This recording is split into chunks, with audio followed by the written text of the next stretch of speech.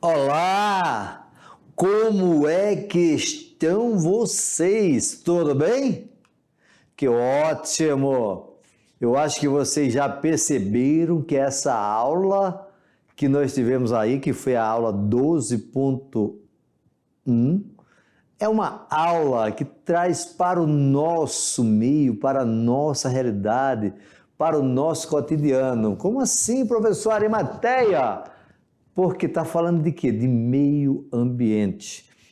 E meio ambiente somos todos nós, temos de estar todos interligados. Nós precisamos estar preocupados com as futuras gerações. Claro, vocês são as futuras. Pense daqui a 10 anos, 20 anos, 30 anos, 40 anos, 50 anos. Puxa, professor, vai ser muito tempo daqui a 50 anos. É nada, rapaz. Você vai estar com 67. Daqui a 40 anos, você vai estar com seus 50. Opa, que 67? Você tem 14, 15 anos. Que brincadeira! Portanto, eu tenho de pensar numa sociedade a longo prazo. Beleza? Portanto, na nossa aula de hoje, em nome do governo do estado de Rondônia, em nome da Secretaria de Educação e, claro, em nome dessa equipe de geografia top da balada, eu sou o professor Arimateia, junto com o professor Rogério, com o professor Jorge, com o nosso intérprete Vitor, com toda essa equipe que faz a mediação tecnológica, vamos lá levar até você um pouco mais do que seja desenvolvimento sustentável, crescimento econômico. Quando nós pensamos em buscar um desenvolvimento sustentável, eu preciso entender que os meus recursos naturais são finitos. Puxa, professor Arimateia, até a água é finita? Sim, porque nós podemos provocar grande impacto ambiental e não é que acabe com a água, mas é que essa água, pode se tornar imprópria para o consumo. Com isso, eu tenho de pensar o meio ambiente pensando nas questões finitas. É só você pensar que o ouro, o ferro, o manganês teve origem há milhares e milhares de anos. A água, eu falei para vocês que é renovável. Os minerais metálicos, os minerais energéticos, como o petróleo, são não renováveis. A floresta é renovável, mas leva um tempão. Não é algo que é tão rápido.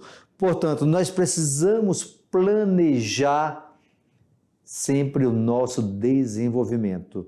E aí, meus queridos jovens, meus queridos alunos, eu preciso planejar um desenvolvimento para o meu lugar daqui a quantos anos? Eu preciso planejar um desenvolvimento para a agricultura a longo prazo. Por quê? Porque eu tenho uma agricultura que eu tenho que pensar em sustentabilidade. Até porque a agricultura tem um grande consumo de água. Observa bem aí o gráfico. A agricultura usa 70% da água do planeta. E nós estamos num estado, que é o estado de Rondônia, aonde o motor da nossa economia é a agricultura. Nós consumimos também água na nossa residência, portanto, uso doméstico, nas indústrias.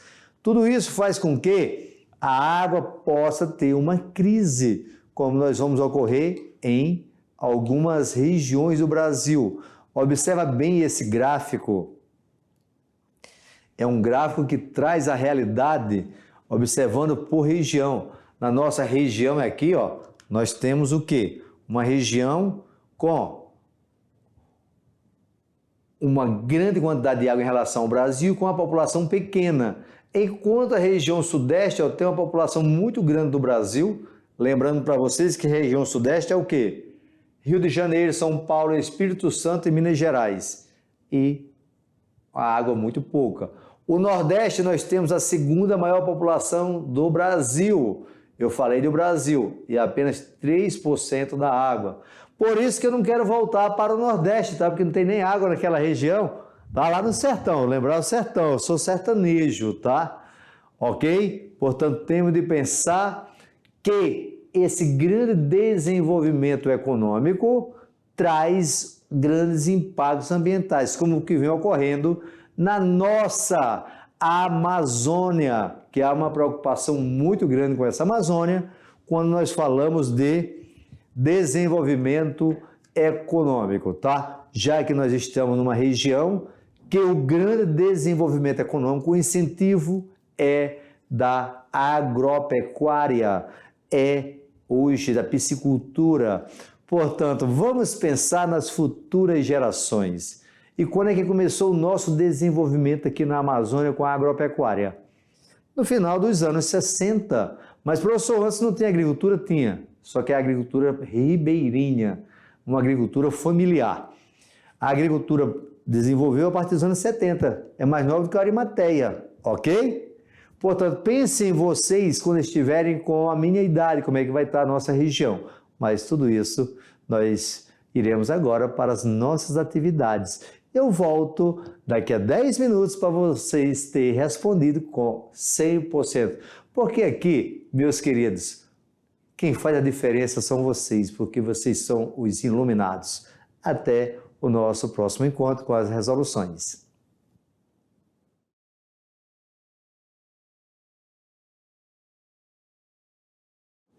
E aí, como é que estão vocês? Eu já voltei. Quem está iluminado aqui sou eu, porque é luz para tudo que é lado, né? Me iluminando aqui. Mas vocês têm brilho próprio, tá? E nesse brilho próprio nós vamos fazer a nossa atividade. Vamos lá para a telinha? Ó, primeira questão sobre água.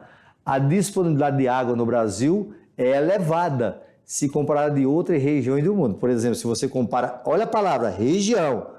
Se eu comparo ao deserto do Saara, lá não tem quase água, né? No entanto, quando consideram o potencial hídrico no território e a distribuição da população brasileira por regiões, notam-se que a distribuição desigual do recurso e a possibilidade de escassez hídrica, tá certíssimo.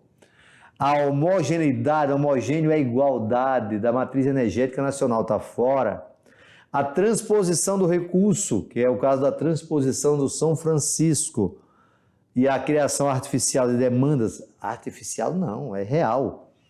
Valorização de áreas bem abastecidas e os fluxos migratórios de transumância. O que é transumância, professor? São migrações temporárias, está fora. A perda do recurso por mau uso e o desequilíbrio na ocupação de bacias hidrográficas. A perda do recurso por mau uso, pode ser essa, mas está relacionada a quê? A distribuição desigual do recurso e a possibilidade de escassez hídricas. Como é que isso vai aparecer no Enem? Diz assim, olha só, isso aqui é uma chave, ó. Assinar a alternativa que melhor retrata a ideia transmitida no cartão de Scott Williams, traduzido para o português. Ei, amigo, precisamos dessa árvore para nos proteger de efeito estufa. Quem diz isso são os países desenvolvidos, ó. Ok? E aqui ele representa os países subdesenvolvidos. Beleza? Ou seja, existe uma pressão dos países ricos sobre os países pobres, porque os países ricos são os grandes poluidores. Mas as grandes riquezas naturais estão aonde? Nos países subdesenvolvidos, tá? Subdesenvolvidos. Portanto, tem aqui o quê? A letra A. A consciência ambiental cresceu bastante nas últimas décadas. Sim, está certo. Especialmente nos países subdesenvolvidos. Está errado. Em função dos perigos ocasionados pelo efeito estufa. Errado aqui, ok?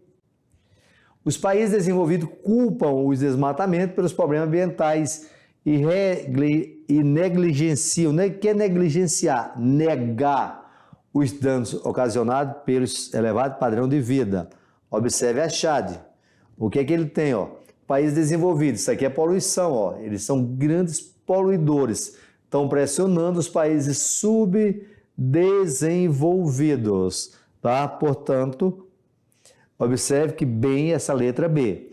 O automóvel particular é o grande culpado pelos desmatamentos. Pelo desmatamento, não, pela queima dos combustíveis fósseis. A falta de consciência ambiental nos países subdesenvolvidos não é falta, tá? Não é falta, não, tá? Leva ao desmatamento ocasionado por populações pobres e famintas. Também olha só, não é só população pobre e faminta. Tanto os países desenvolvidos quanto os subdesenvolvidos têm a mesma percepção a respeito dos problemas ambientais? Não. Portanto, aí nós ficamos com a letra B. Os países desenvolvidos culpam os desmatamentos pelos problemas ambientais e negligenciam os danos ocasionados pelo seu elevado padrão de vida. Questão 3. Ao final do milênio, tem-se registrado problemas ambientais de tal ordem que a humanidade começa a questionar o comprometimento da vida no planeta nos próximos séculos.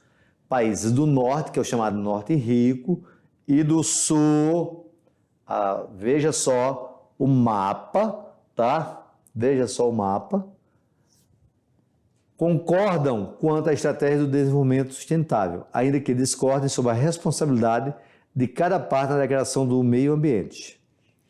A estratégia do desenvolvimento sustentável é inspirada pela ideia de que o norte sustentará o desenvolvimento do sul, o norte sustentará a preservação ambiental do sul, o norte e sul sustentarão seus próprios desenvolvimentos. O sul admite que só haverá desenvolvimento se houver comprometimento ambiental. Norte e Sul precisam sustentar seus desenvolvimentos sem comprometer as gerações futuras. Essa vai ser a resposta. Mas, vem comigo aqui. Eu quero comentar algo com vocês, tá? Vejam só, meus queridos professores, incentive seus alunos aí. Então, se você tiver um mapa aí, veja o seguinte. É o mapa mundo, tá? Canadá e Estados Unidos representam o norte rico. Do México até chegar na Argentina, tudo isso aí representa o sul pobre.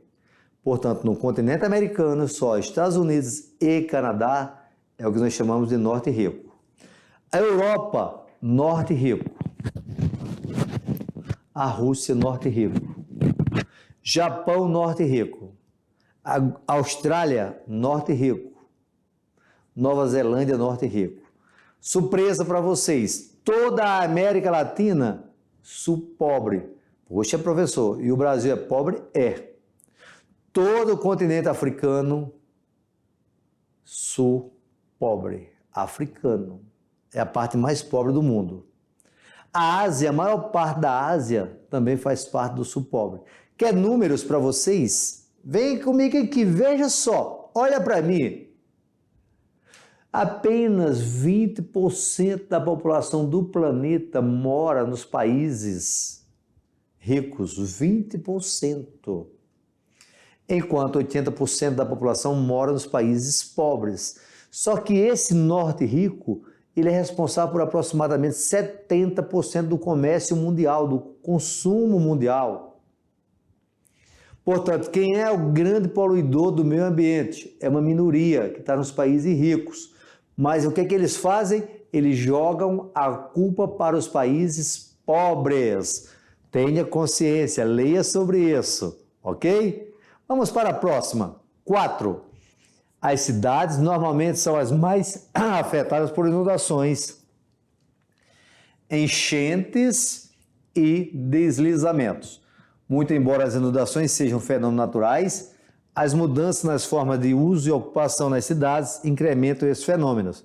Incrementar é aumentar, é você fazer um bolo, colocar aí no seu bolo fermento para aumentar o bolo. Esses fenômenos que se tornam potencialmente mais perigosos, tá?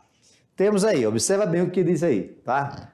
Caracterizam exemplos de intervenções nas cidades que potencializam, que aumentam os fenômenos naturais de inundação.